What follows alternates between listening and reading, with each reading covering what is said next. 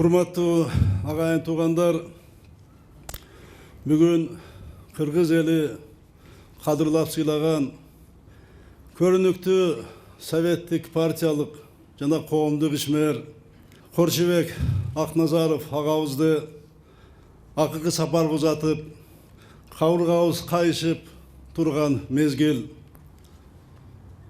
Жалпы журтубуздун аксакалы, азыркы заманыбыздын залкаллардын бири Корчебек Акназарович менен коштошуу биз үчүн абдан чоң жоготуу, абдан чоң кайгы.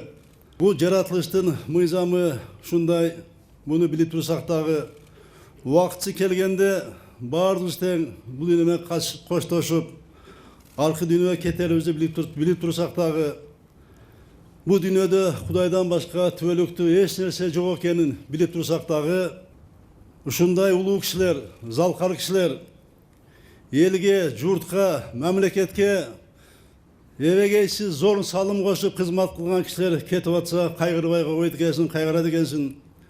Мен дагы ушу суук кабарды укканда абдан кайгырдым.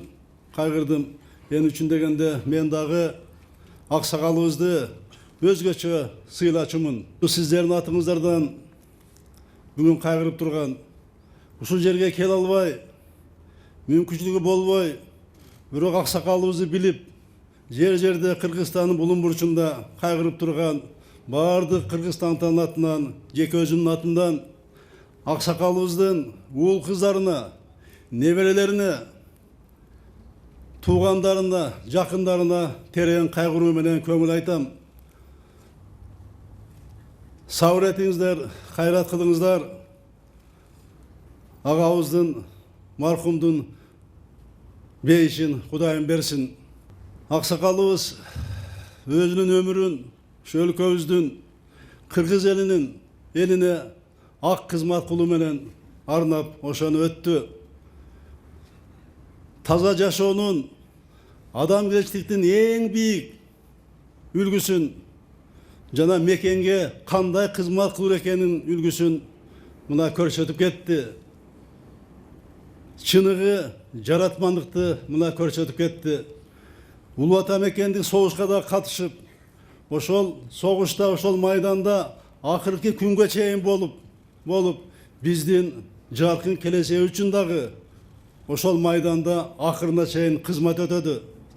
Согуштан кийинки мезгилде кай жерде иштебесин, кайсы кызматта болбосун, кайсы аймакта иштебесин, өзүнүн чыныгы таза ыйманы менен эл журтубузга ошол жерде кызмат кылды. Бир дагы бир кыпындай артынан жаман сөз эсткен жок.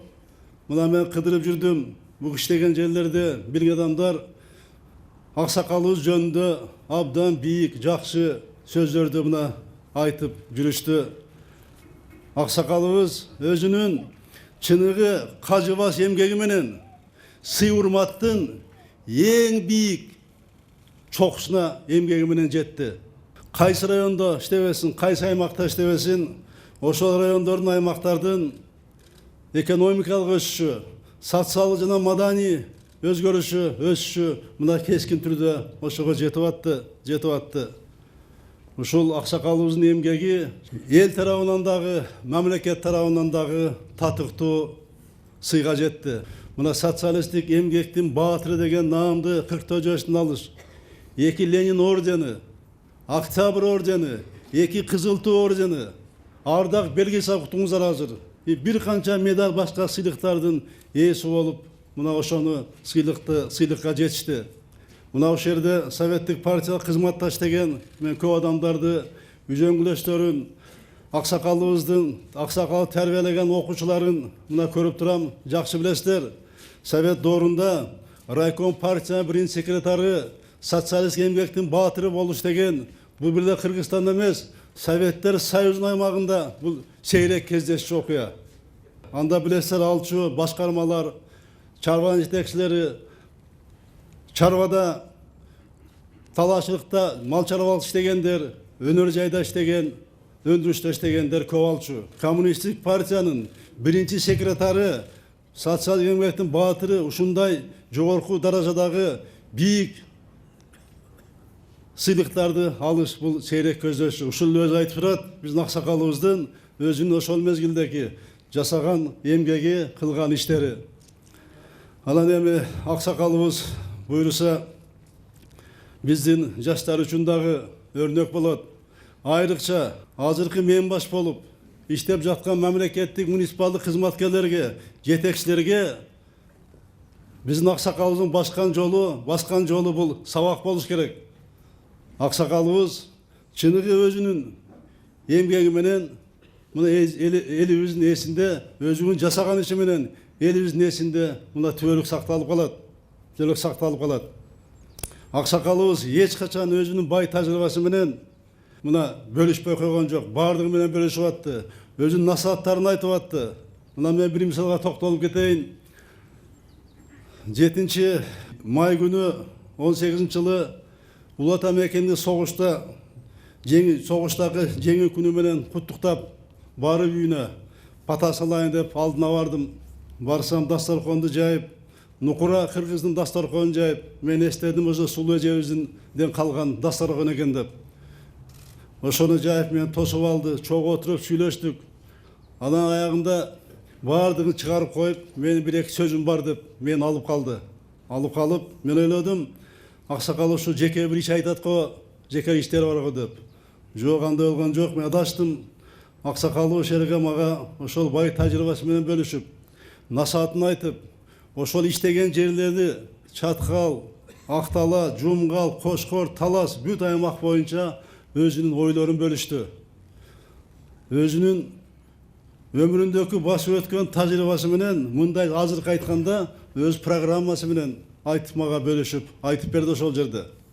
Мен абдан ыраазы болдум. Батасын берди мага. Өзү жөнүнө, же үй бүлөсү, же бир жеке бир маселе айткан жок. Аягында чыгып атканда айтты, балам Таласта бир канал бар эле, ошону бүтүрүп коюшу, ошонун атын айтты. Макул аксакал дедим. Ошондо да Талас жөнүндө эстеп бир каналды айтты. Ушул канал бутча элге абдан чоң жашоо турмушун көтөргөнгө пайдасы тиет деп ошону айтты. Мына ушундай залкар адам болчу. Элдик чыныгы, мамлекеттик нукура элдик киши болчу. Мен дагы сиздердей эле өзгөчө абдан урматтап сыйдаган адам болчу. Эми Коршебек ага кош болуңуз.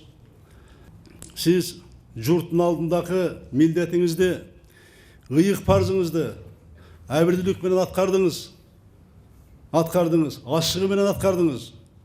Сизге кыргыз элиңиз ыраазы, биз да ыраазыбыз. Жаткан жериңиз жайлуу болсун, топурагыңыз торкоо болсун, кабырыңыз кенен нурлуу болсун. Алла Таала Кудайыбыз ушу бейиштин төрүнөн орун берсин. Алла Таала сизге ыраазы болсун. Рахмат сиздерге.